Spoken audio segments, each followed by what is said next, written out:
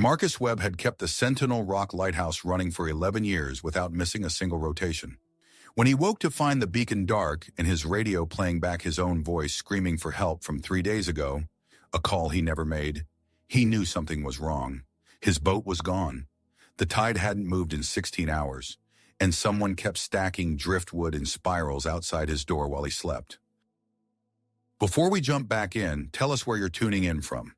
And if this story touches you, make sure you're subscribed because tomorrow I've saved something extra special for you. Marcus's hand found the light switch before his eyes fully opened. Click. Nothing. Click. Click. Click. The darkness pressed against him like a physical weight. 11 years of muscle memory told him exactly where everything should be. The edge of his narrow bunk 3 feet to his left, the logbook on the small desk beneath the porthole window, his boots lined up precisely beside the door. But when he swung his legs out of bed, his foot hit something that shouldn't have been there, a coffee mug, still warm. He froze. The mug was his, the chipped blue enamel one he'd used yesterday. But he'd washed it and put it away before bed. He always did. Marcus ran through his evening routine in his head like a checklist. Logged the weather at 2100 hours, checked the beacon rotation, cleaned his dishes, set the foghorn automation, locked the door. Every step identical to the 4,000 nights before it. The foghorn. It should have sounded at 500 hours.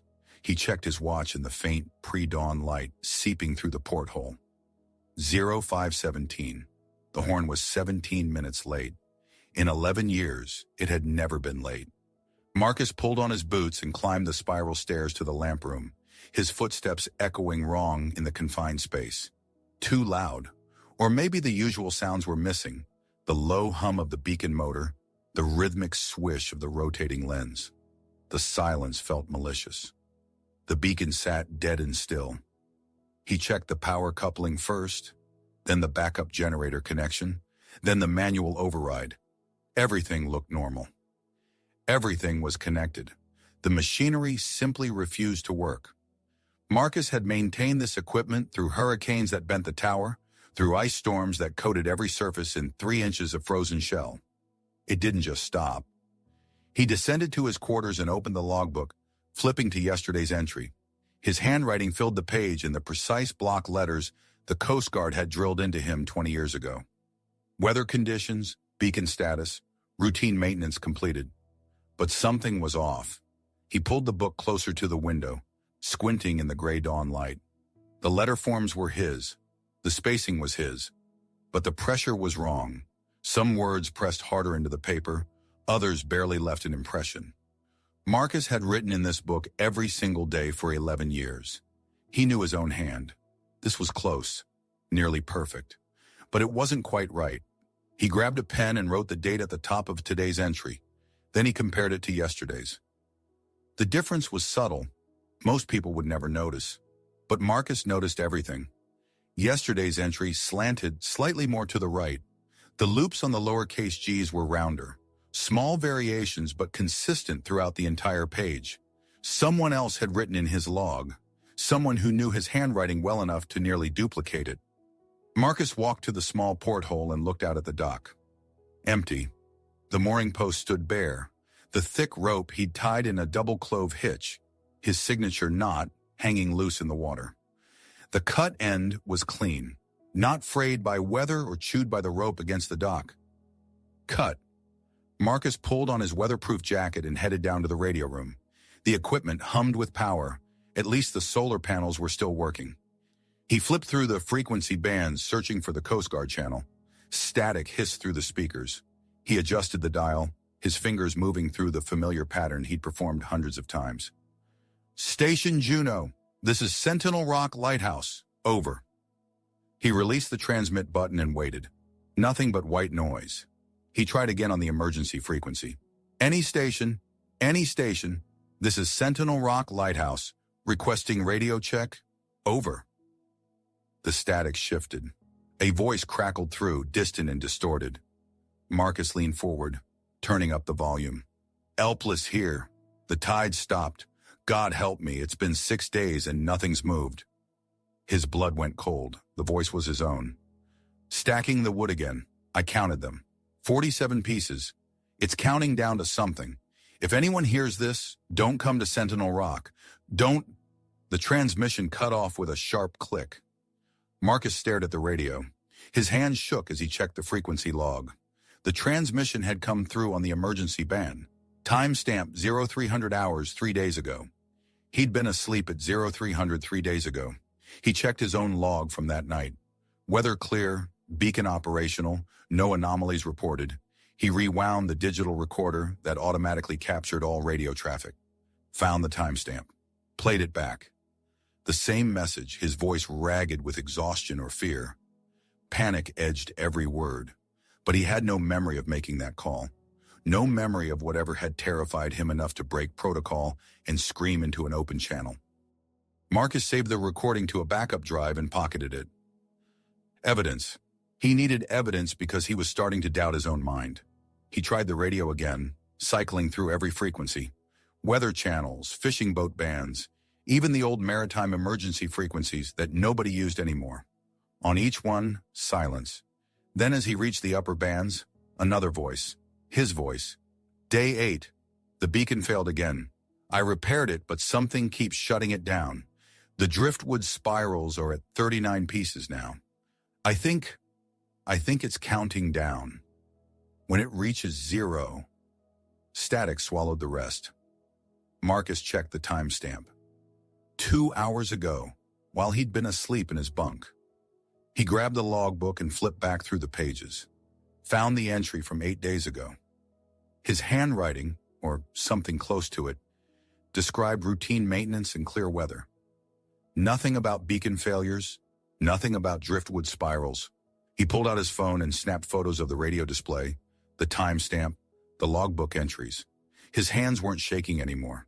20 years in the Coast Guard had trained him for crisis situations. You document everything.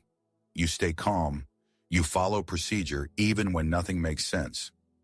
Marcus climbed back up to the living quarters and pulled his emergency kit from beneath the bunk. Flare gun, waterproof matches, knife, first aid supplies, emergency rations. He checked each item systematically, everything accounted for. He strapped the knife to his belt and pocketed the flare gun.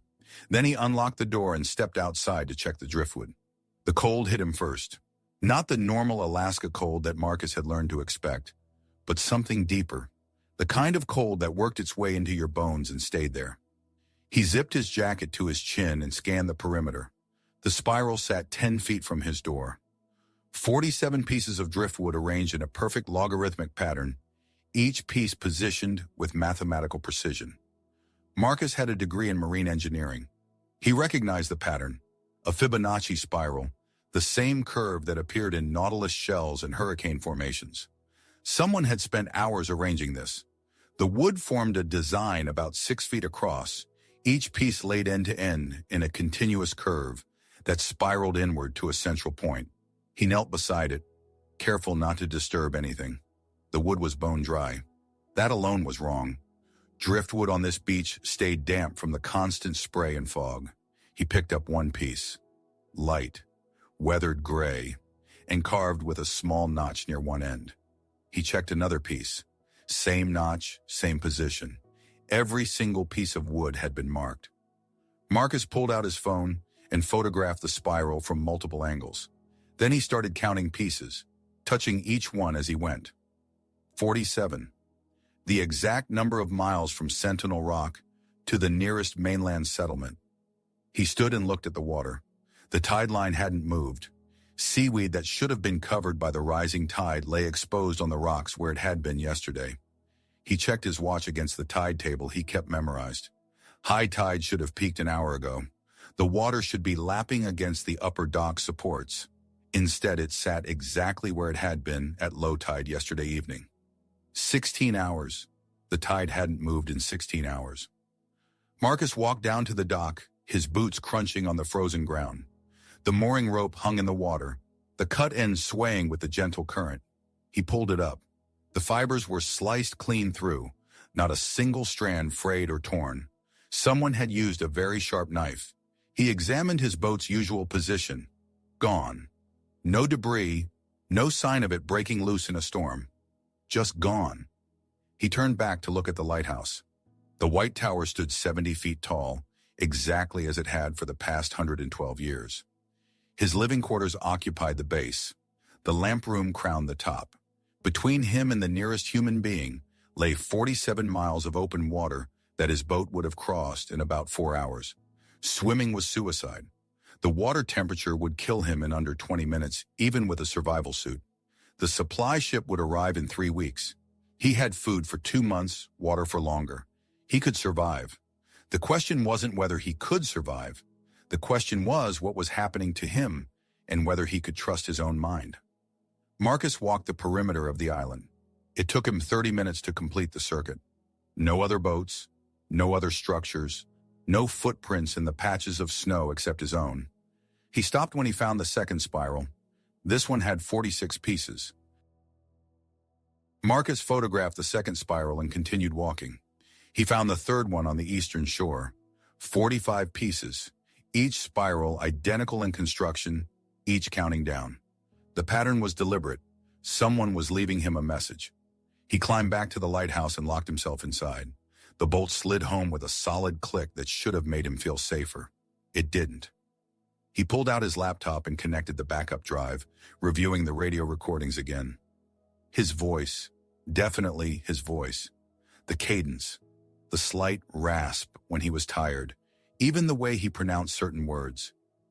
Nobody could fake that, which meant either he'd made those calls and couldn't remember, or something was playing back recordings of him from a future he hadn't lived yet.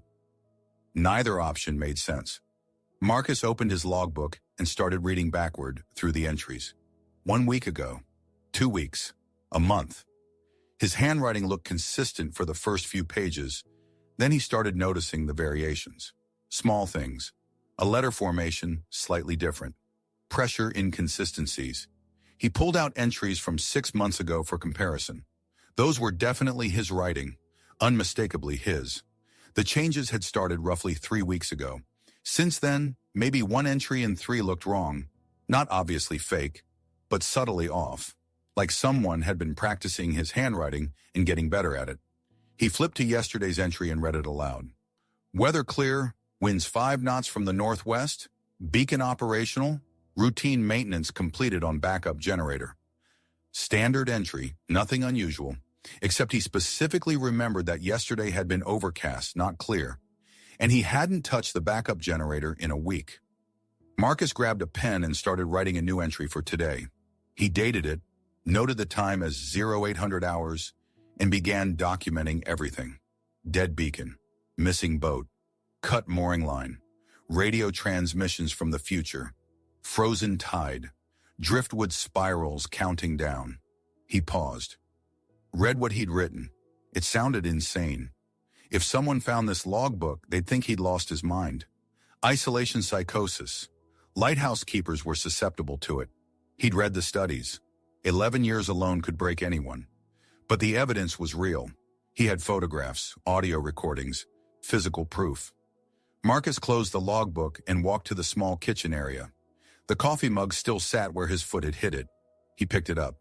Inside, a small amount of coffee remained, cold now but still liquid. He smelled it. His coffee, his mug. He'd made this yesterday and washed it. He was certain of that. He opened the cabinet where he kept his mugs. 3 of them lined up on the shelf. There should have been 4.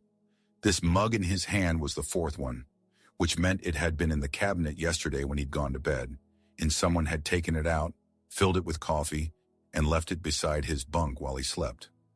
Someone had been in his quarters last night. Marcus set the mug down and pulled the knife from his belt.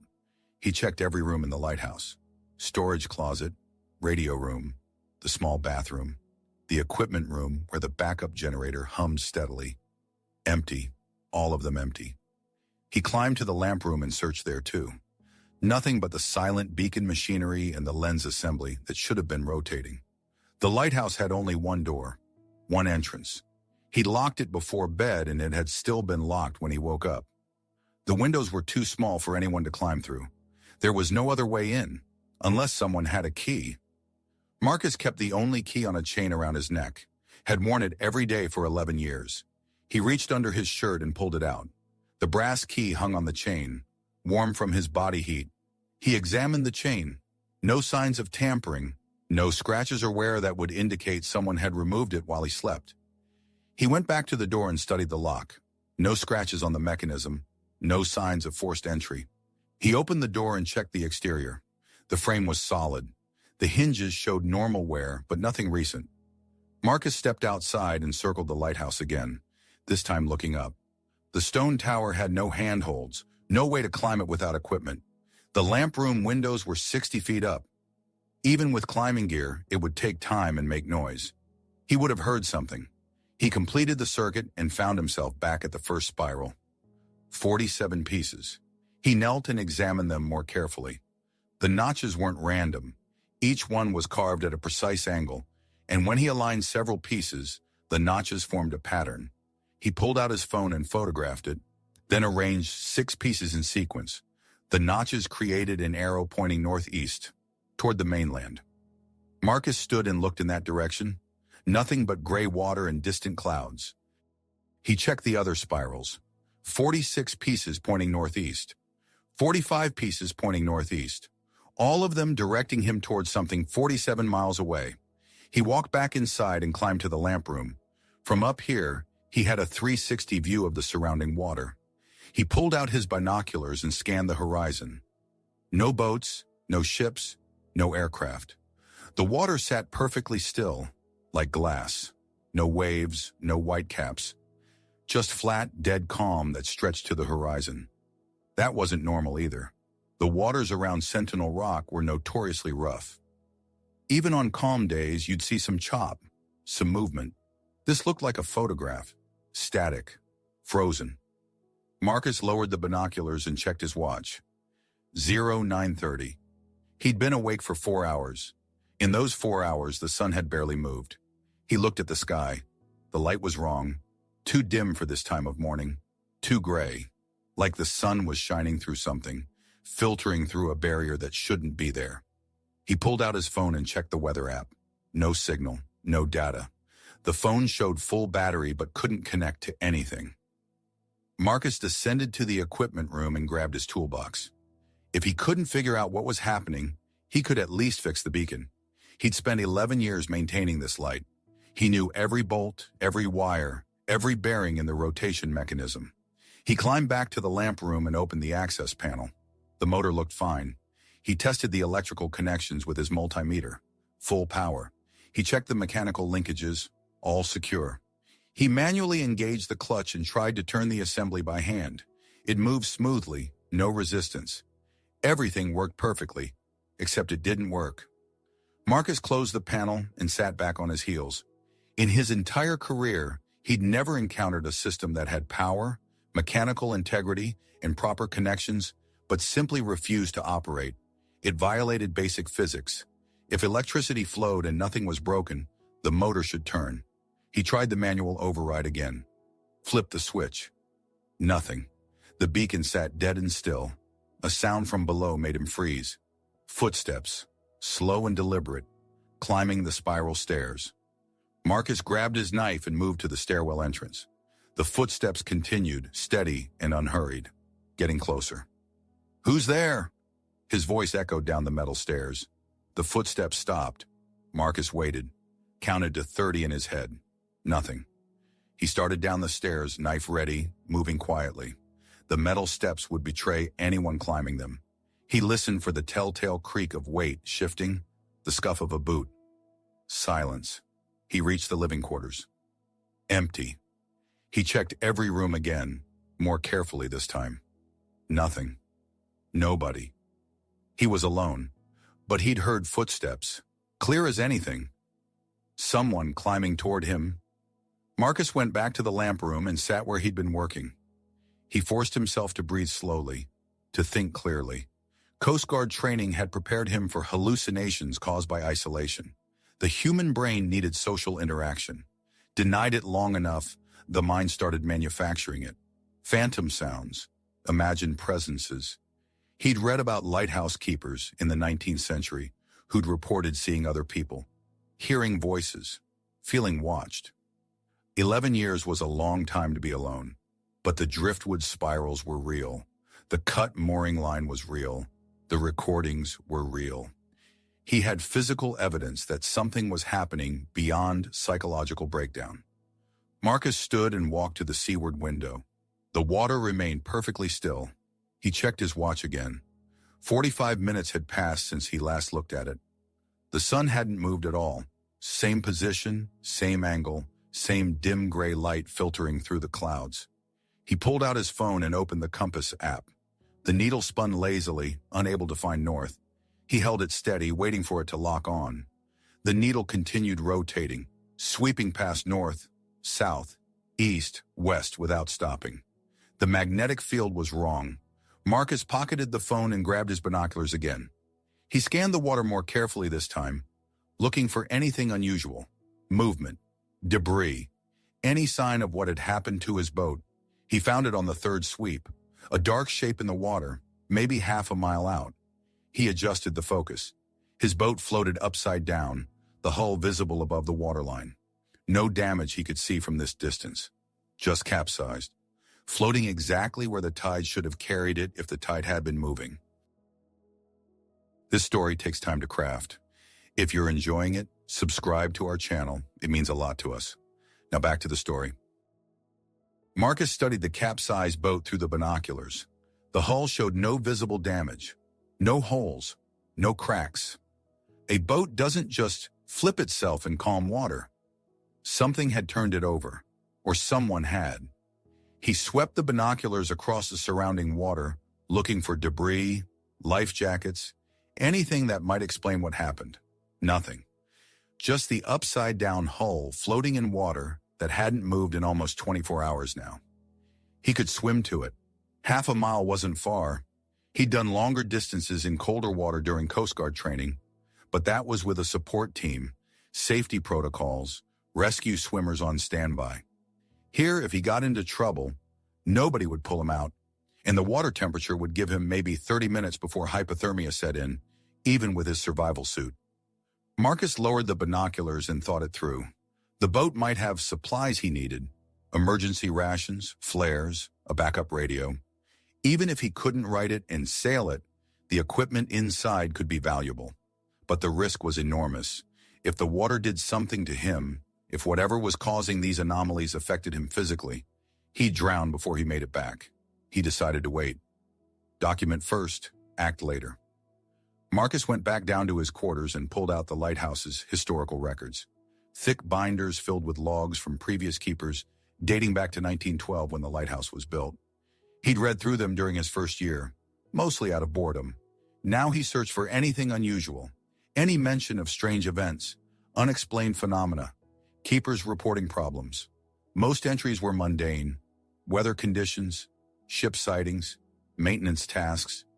But as he dug deeper into the older records, he found gaps, weeks where no entries existed at all. Then the logs would resume with a different keeper's handwriting and no explanation for the change. 1947. Keeper Samuel Morrison.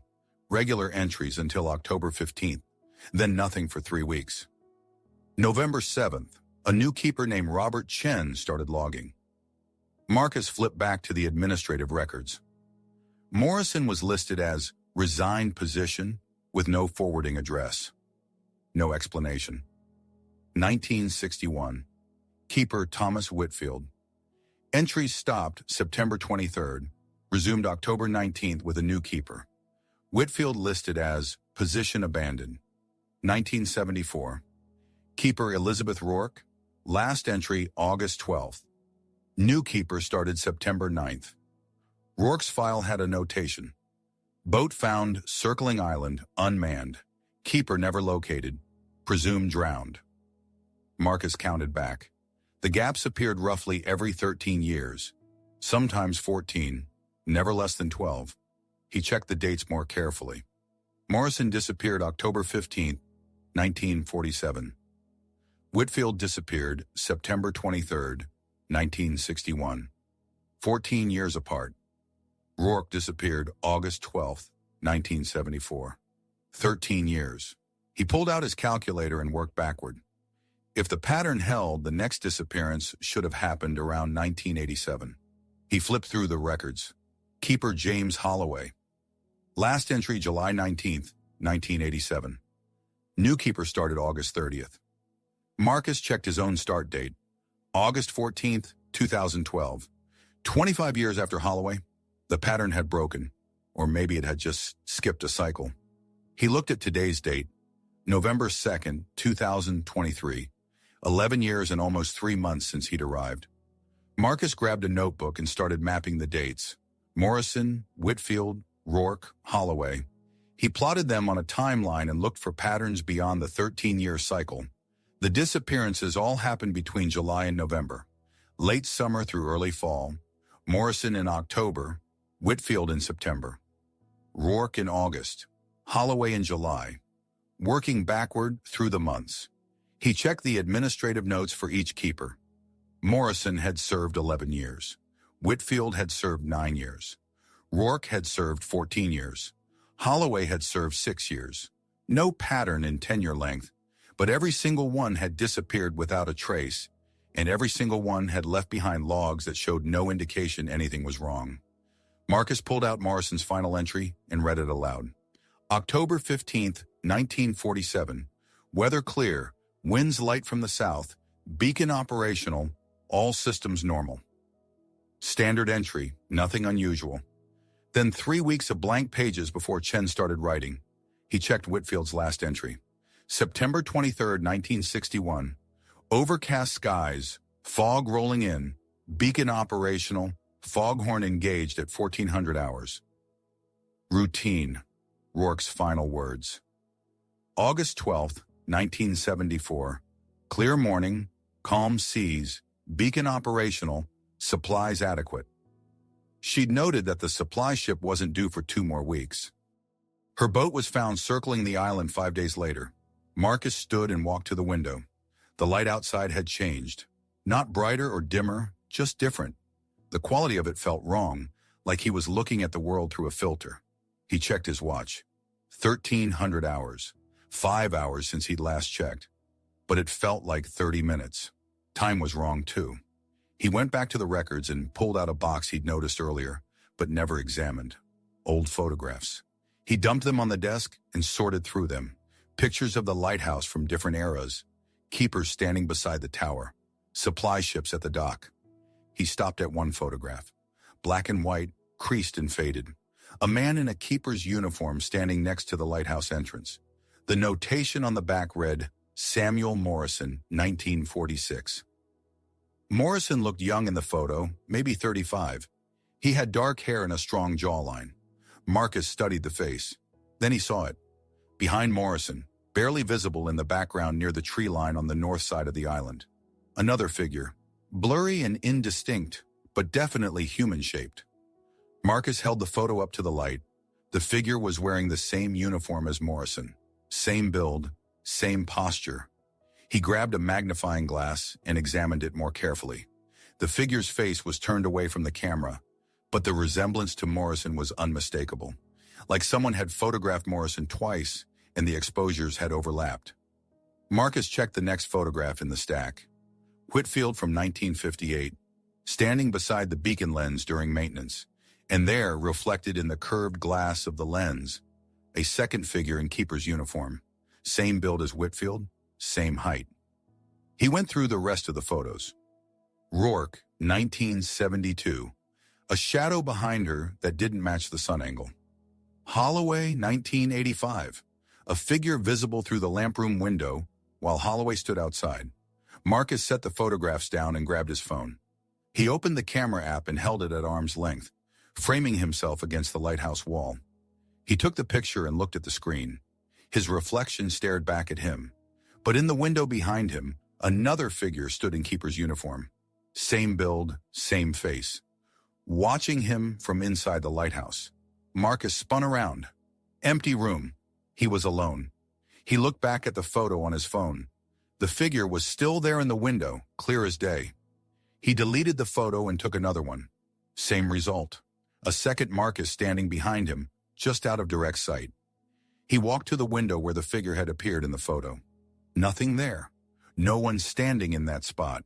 He pressed his hand against the glass. Cold, solid, real. Marcus took a third photo, this time aiming the camera at the window itself. The figure showed up in the frame, standing exactly where Marcus was standing, but the image was wrong. The other Marcus wore his uniform from 6 years ago, the one with the old Coast Guard patch before they'd changed the design. He'd thrown that uniform away 3 years back. He sat down at the desk and forced himself to think logically. Photographs don't lie, but they can be manipulated. Light can play tricks. Reflections can create illusions. But this wasn't a reflection. The figure in the photos was too detailed, too specific, and it was always slightly different from him. Older uniform, different posture, wrong position. Marcus opened his laptop and searched through his personal files. He'd taken hundreds of photos over 11 years. Documentation of repairs, weather events, wildlife. He started scrolling through them, looking for anything unusual. He found it in a photo from 4 months ago. He'd been photographing storm damage to the dock. In the corner of the frame, standing on the rocks near the water, another figure in keeper's uniform. Marcus zoomed in. The figure's face was turned away, but the body language was his. The way he stood with weight on his left leg, right hand in his pocket. His stance. Another photo from 8 months ago. Repair work on the beacon housing. A figure visible in the lamp room window below him while he worked on the catwalk outside. He'd been alone that day. Completely alone. Marcus checked the dates on every photo where he found the duplicate figure. 4 months ago, 8 months ago, 14 months ago, 22 months ago. The gaps were irregular but increasing in frequency. The figure was appearing more often. He opened today's photos, the ones he'd taken of the Driftwood spirals. In every single one, there was a figure standing at the edge of the frame. Always distant, always facing away, but definitely there. Marcus closed the laptop and walked to the door. He needed to check the spirals again, see if they'd changed, but when he reached for the doorknob, he heard something that made him stop. His own voice coming from upstairs in the lamp room, speaking words he wasn't saying. Day 9. The beacon's still dead. I tried everything. The other one keeps getting closer. I can hear it walking around at night, using my things, sleeping in my bed when I'm not there. The spirals are down to 38 pieces now. I don't have much time. Marcus drew his knife and started up the stairs. Marcus took the stairs slowly, knife ready, listening for movement above. His voice continued speaking, calm and measured, like he was recording a log entry. The words echoed down the metal stairwell with perfect clarity. I found the photographs today, saw myself in them, standing where I wasn't. Morrison had the same thing happen. So did Whitfield. They all saw their doubles before they disappeared. I think I understand now what's happening here. The island doesn't just take keepers, it replaces them. Marcus reached the top of the stairs. The lamp room was empty. His voice stopped mid-sentence. The silence pressed in around him, heavy and expectant. He checked behind the beacon assembly, in the narrow space between the lens housing and the outer wall. Nothing. But the radio on the control panel was on. The record light glowed red. Marcus walked over and stopped the recording. He rewound it and played it back. His voice filled the room, speaking the exact words he'd just heard. He checked the timestamp. The recording had been made 3 minutes ago while he was downstairs. He hadn't been up here 3 minutes ago. Marcus ejected the recording device and pocketed it. Evidence. More evidence that something was happening beyond hallucination or isolation psychosis. He couldn't record his own voice while standing in a different room. That wasn't possible. He walked to the seaward window and looked out at his capsized boat. It had moved. Not much, maybe 50 feet closer to shore. But it had definitely moved despite the frozen tide. The hull sat at a different angle now, listing more to port. Marcus grabbed his binoculars and focused on it. Something was wrong with the hull. Dark marks near the waterline that hadn't been there before. He adjusted the focus. Not marks, holes. 3 of them, evenly spaced along the starboard side. Perfect circles about 6 inches in diameter. Someone had drilled into his boat. The holes were above the waterline now because the boat was capsized, but when it had been upright, they would have been below the surface, deliberately scuttled. Someone had sunk his boat, then flipped it over. Marcus lowered the binoculars and tried to think. The boat had been at the dock last night. This morning it was gone, the mooring line cut. Now it was half a mile out with 3 holes drilled in it. That required time, equipment, someone working methodically to ensure he had no way off the island. He heard footsteps again, not on the stairs this time, outside, walking on the catwalk that circled the lamp room. Slow, measured steps. Boot heels on metal grating. Marcus moved to the door leading to the catwalk, put his hand on the latch. The footsteps continued around the tower, getting closer. He could track their position by sound, coming around from the south side, now the west, almost to the door. He threw the door open and stepped out onto the catwalk, knife ready, empty, nobody there. Just the metal grating and the railing and the 60-foot drop to the rocks below. The footsteps stopped the instant he opened the door. Marcus walked around the entire catwalk, checking every angle. No one. Nothing. He looked down at the metal grating. No watermarks, no dirt, no signs anyone had been walking here. But he'd heard them, clear as anything. Marcus went back inside and locked the door behind him. He was breathing hard, adrenaline flooding his system. He forced himself to slow down, to think. The Coast Guard had trained him for crisis management. You assess the situation, you identify threats, you prioritize actions, you execute. Threat assessment. Something was hunting him, not physically attacking, but wearing him down, making him doubt his senses, creating psychological pressure, classic isolation tactics. But this wasn't human. Humans didn't create temporal anomalies, didn't freeze tides or stop the sun from moving. Whatever was happening here operated outside normal reality. Marcus pulled out his phone and checked the time. 1,400 hours. He'd been in the lamp room for what felt like 10 minutes. His watch showed 1,600 hours. 2 hours missing. Gone. He hadn't blacked out, hadn't lost consciousness. The time had simply skipped forward. He descended to his quarters and opened the logbook. A new entry had appeared in his handwriting. November 2nd, 1,400 hours. Weather deteriorating. Fog rolling in. Beacon remains non-operational. Attempted repairs unsuccessful. The other keeper continues to manifest. I can hear him constantly now, mimicking my movements, using my voice. I believe he's trying to replace me entirely. The spirals are down to 36 pieces. When they reach 0, I think the replacement will be complete. Marcus hadn't written that. He'd been in the lamp room, but the handwriting was his. Perfect match. Not close, perfect. He grabbed a pen and wrote directly below the entry. This is Marcus Webb, the real Marcus Webb. Today is November 2nd, 2023. I did not write the entry above. I do not know who or what is writing in my log. If you're reading this, understand that something on Sentinel Rock is capable of duplicating people. Don't trust the logs. Don't trust the records. Trust only what you can verify independently.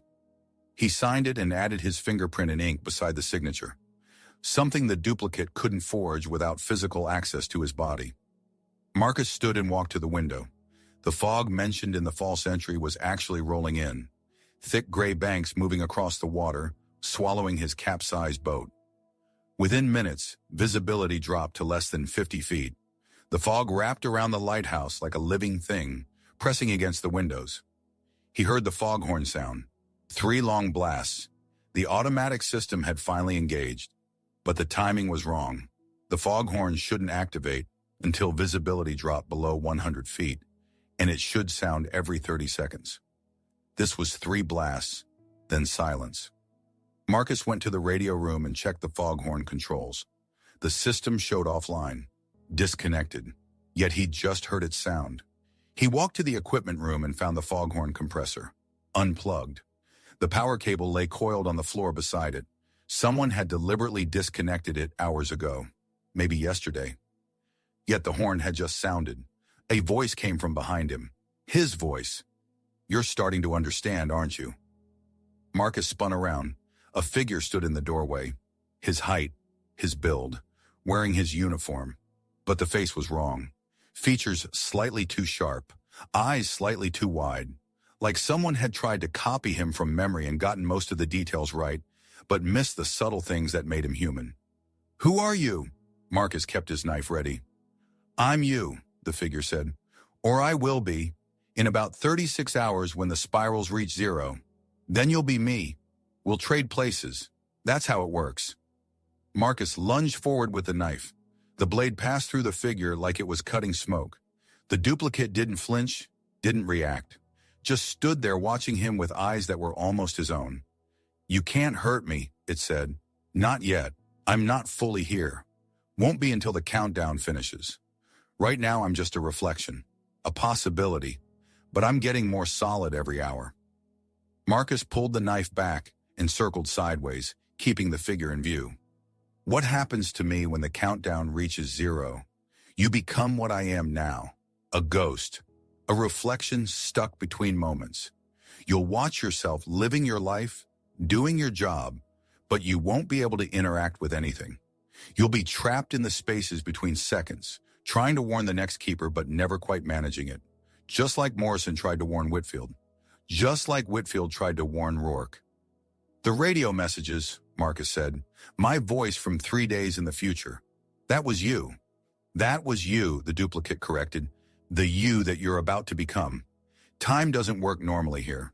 The island exists in multiple moments simultaneously. Past, present, future. They overlap. The spirals count down to the moment of replacement. When they hit zero, we swap. I become real. You become the echo." Marcus moved toward the doorway, forcing the duplicate to step aside. It moved like smoke, drifting rather than walking. "Why? What's the purpose?" "The lighthouse needs a keeper. It's always needed a keeper. But keepers die or leave or grow old. So the island makes copies, preserves them. When your body wears out, another Marcus will be ready to take over. Then another. Then another. The island has been doing this since the lighthouse was built. Maybe longer." "That's insane." "That's survival," the duplicate said. "The beacon must always turn. The light must always shine. Ships depend on it. The island found a way to ensure the keeper never fails, never abandons his post. It makes him eternal." Marcus reached the doorway and stepped through. The duplicate didn't follow. It stayed in the equipment room, watching him with those two wide eyes. "You can't escape," it called after him. Morrison tried. He took a raft and paddled for 2 days, died of exposure half a mile from the mainland, but his body washed back here. The island always brings the keeper back. Whitfield tried to destroy the lighthouse, set charges in the foundation. They never detonated. Rourke tried to stay awake, thought if she never slept the replacement couldn't happen. She lasted 11 days. Then her heart gave out. Marcus climbed the stairs back to his quarters. The duplicate's voice followed him, echoing up through the stairwell. Holloway was smart. He figured it out early. Spent his last week documenting everything. Left notes hidden all over the lighthouse. "Did you find them yet?" He knew nobody would believe him. But he left the evidence anyway. Check behind the loose stone in the north wall. Second floor. He carved his story there. Dated it. Signed it. Hoped someone would understand. Marcus reached his quarters and slammed the door. His hands were shaking. He pressed his back against the wall and tried to breathe normally. The duplicate's voice had stopped. Silence filled the lighthouse again, heavy and oppressive. He looked at his watch. 1,800 hours. 4 more hours had vanished. Marcus forced himself to move. If Holloway had left evidence, he needed to find it. He grabbed a flashlight and pry bar from his toolbox and headed to the second-floor storage area. The north wall was original stonework from 1912, thick granite blocks mortared together. He tapped along the wall, listening for hollow spots. The third stone from the floor sounded different. He wedged the pry bar into the mortar and pulled. The stone shifted. He worked it back and forth until it came free, revealing a cavity behind it. Inside, carved directly into the stone, was Holloway's message. The letters were crude but legible, scratched deep with metal. James Holloway, July 19, 1987. If you're reading this, you're the next keeper. You're already trapped. The island chose you years before you arrived. I found records going back to 1823. Every keeper disappears. Every keeper gets replaced by something that looks like them but isn't. I tried to destroy the beacon, tried to leave, tried everything. Nothing works. The island won't let you go. It needs a keeper and it will have one. My advice, accept it. Fight and you'll suffer. Accept it and the transition is easier. The duplicate isn't evil. It's just you without the memories that make you human. It will do your job perfectly. Ships will be safe. That's what matters. Because there's no escape. I'm sorry. Below the message, Holloway had carved a crude map. The island outlined with X marks at various locations. 7 of them. Marcus recognized the positions. They matched where he'd found the Driftwood spirals. But Holloway's map showed 11 X marks. 4 more locations he hadn't checked yet. Marcus photographed the carving. Then he replaced the stone and headed outside. The fog had thickened. He could barely see 10 feet. He pulled up the photo of Holloway's map and navigated to the first unchecked location, the southern tip of the island, rocky and exposed. He found the spiral immediately. 35 pieces. The count was accelerating. This morning there had been 47. Now 35. The countdown was speeding up. Marcus checked the second location. 34 pieces. The third location. 33 pieces. Each spiral precisely constructed, each piece of driftwood carved with directional notches pointing northeast toward the mainland. He reached the 4th location on the western shore. This spiral was different, larger, made of 50 pieces instead of the countdown numbers. And in the center, something waited. A lighthouse keeper's uniform, folded neatly, his size.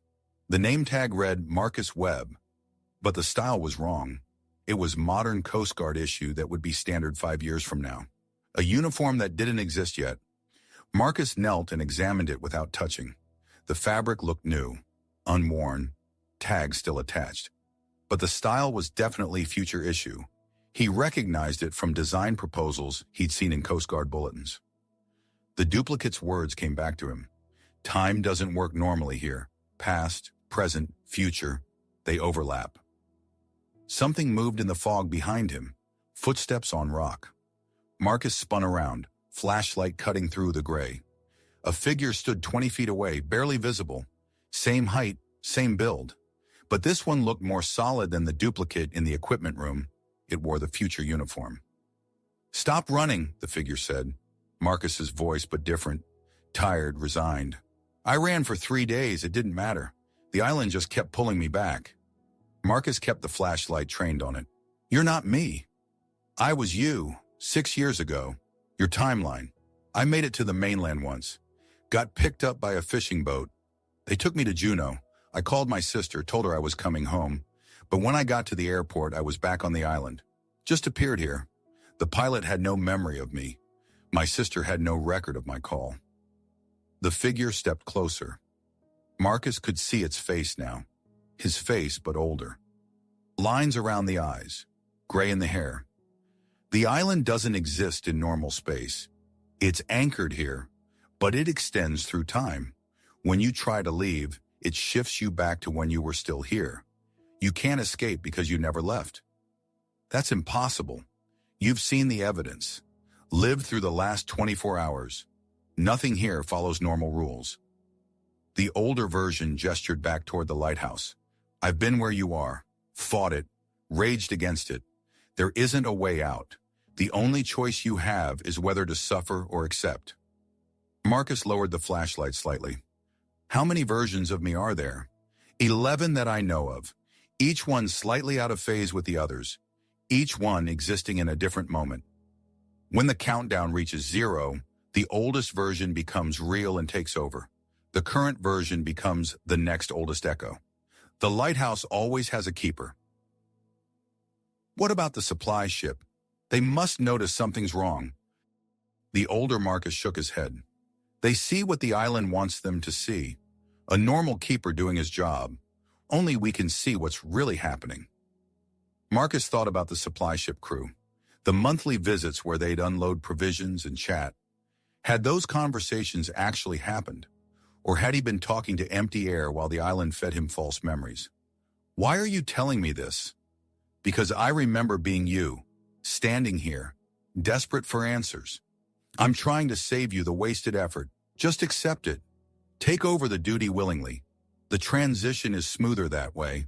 You'll still be you, mostly, the part that keeps the light burning. Marcus stepped backward. No, there has to be another way. There isn't. I've tried everything. Every possible escape. The island is stronger than you, stronger than time itself.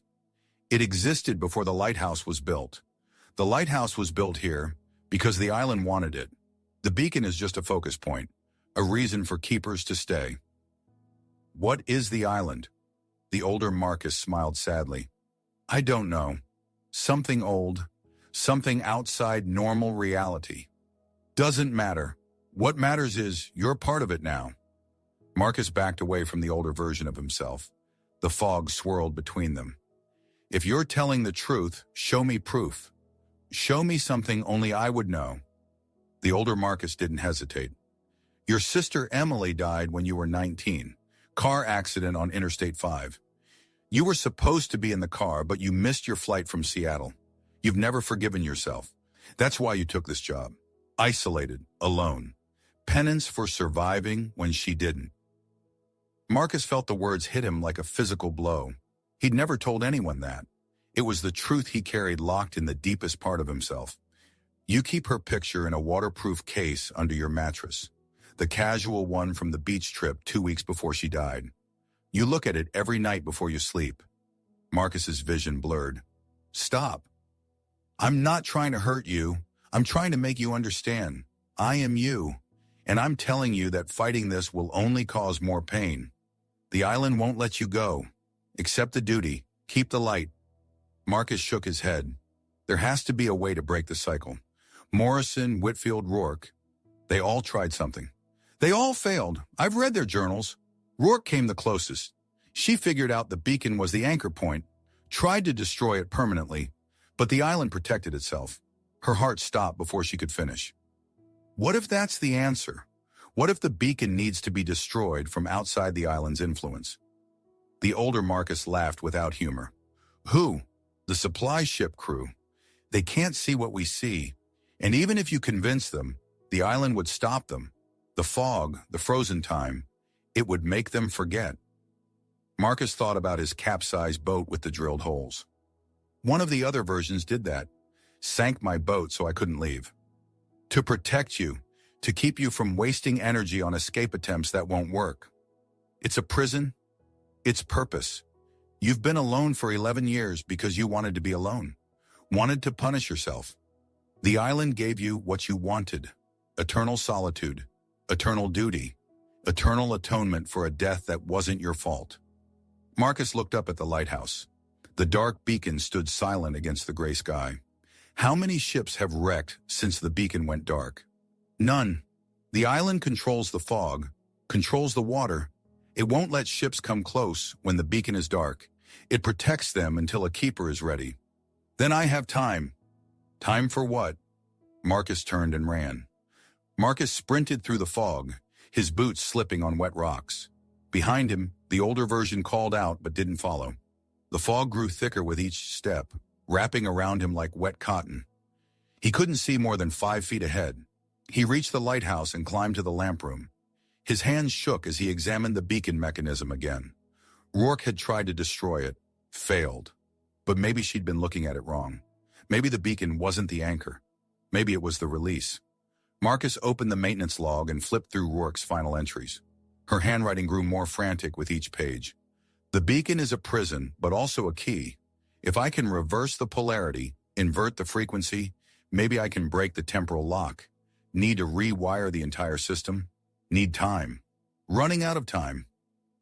Her last technical note described a specific modification, crossing the positive and negative leads on the main power coupling, reversing the rotation direction, changing the beacon from clockwise to counterclockwise. Marcus pulled out his tools and opened the control panel. The wiring was complex, decades of modifications layered over the original 1912 system. He traced the main power lines, found the coupling Rourke had described. His watch read 2,200 hours. The spirals were probably down to single digits now. He had maybe hours left before the replacement completed. Marcus disconnected the positive lead. His fingers fumbled with the wire. Sweat dripped into his eyes despite the cold. He reconnected it to the negative terminal, then reversed the process with the negative lead. The beacon hummed, a low vibration that built slowly. Marcus stepped back and threw the main power switch. The light blazed to life. But instead of rotating clockwise as it had for 111 years, the lens assembly turned counterclockwise. The beam swept across the water in the wrong direction. The lighthouse shuddered. If this story meant something to you, drop a comment and share it. It helps the next person find their way here.